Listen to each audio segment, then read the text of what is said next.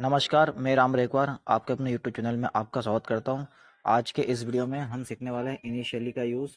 ये एक एडवर्ब है और सीखने वाले हैं द टाइम टू, समय या नौबत नौबत, right.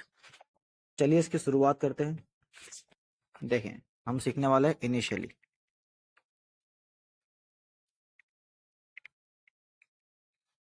I didn't speak English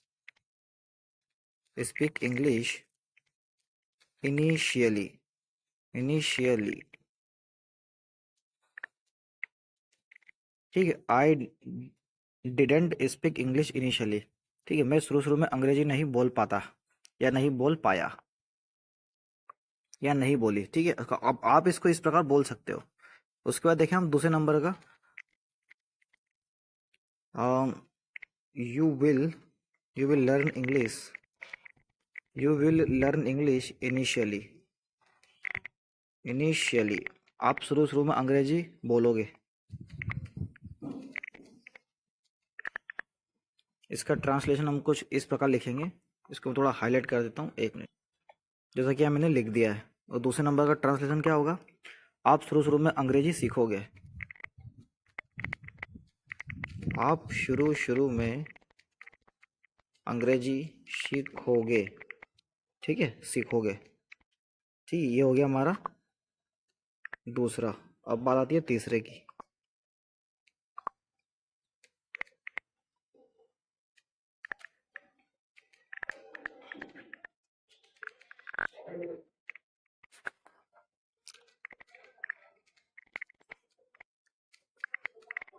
Rohit can't work in company.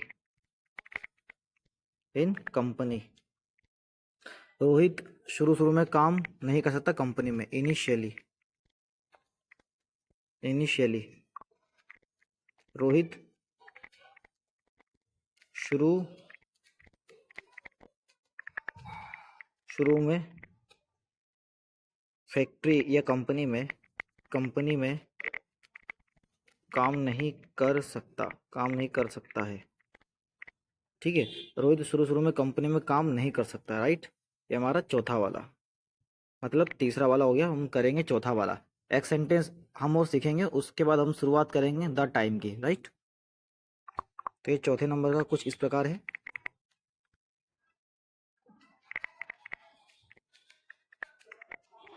Mohit can't, negative तो बहुत न ले, अब हम पॉजिटिव बनाएंगे। एक खाली विल वाला हमारा पॉजिटिव बना है, तो मोहित कैन, या एक काम करते हैं शुड के साथ ही बनाते हैं। मोहित शुड ड्राइव, या राइड कर देते, राइड द बाइसिकल इनिशियली। ठीक है, मोहित को शुरू में साइकिल चलाना चाहिए। मोहित को शुरू में साइकिल चलाना चाहिए। मोहित को शुरू में साइकिल चलाना चाहिए, राइट। ये हमारा चौथा वाला। चलिए इसकी शुरुआत करते हैं अब द टाइम की। आशा करता हूँ ये इतना आपने समझ लिया होगा, इनिशियल का यूज करना। इसको मैं थोड़ा सा ऊपर कर रहा हूँ स्पेस के लिए। सेंटेंस नंबर वो हमारा 1, 2 का 1 है, ओके। तो द टाइम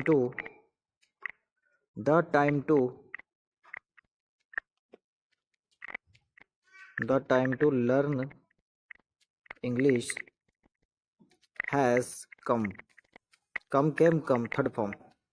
क्या मतलब वो इसका? अंग्रेजी बोलने की अंग्रेजी बोलने की नौबत आ गई। ठीक, आ गई। कहेंगे हमारा आ गई। अंग्रेजी बोलने की नौबत आ गई। सेंटेंस नंबर हमारा दूसरा।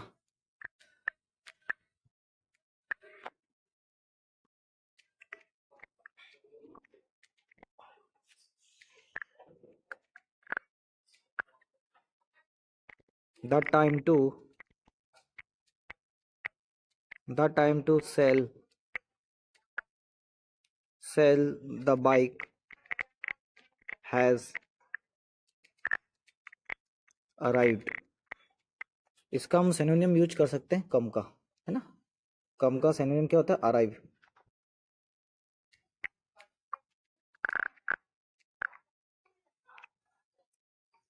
बाइक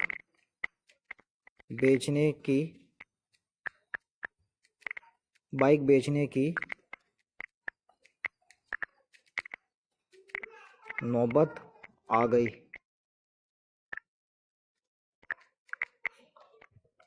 उसके बाद तीसरा वाला सेंटेंस,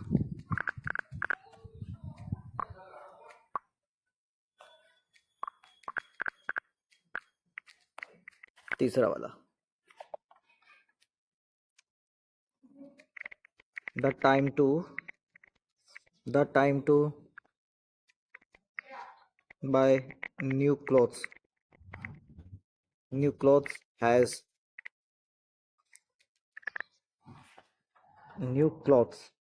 हैव, क्लोथ्स है ना, तो हैव कम। क्लोथ्स आ गया तो क्या हो गया हमारा? Singular, right. तो हैव कम। या एक काम करेंगे, हम इसको क्लॉथ ही रहने देंगे और यहाँ पे हम हैज़ लगा देंगे, right.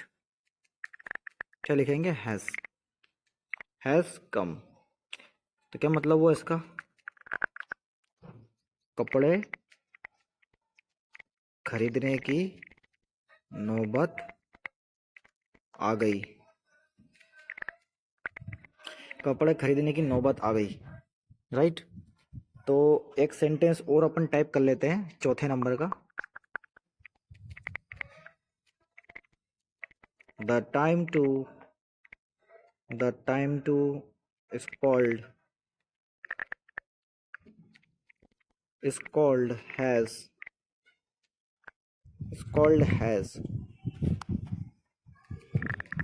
called him has come। उसे डांटने की नौबत आ गई। उसे डांटने की नौबत आ गई, राइट। तो देखा आपने किस तरह से हमने इसका ट्रांसलेशन करा, द टाइम टू का और इनिशियली का। आशा करता हूँ मेरा टॉपिक आपको पसंद आया होगा। अगर पसंद आया हो तो आप करें सब्सक्राइब, ताकि आने वाला बेल आइकन आपको टाइम पर मिल जाए। Thank you so much for watching my video.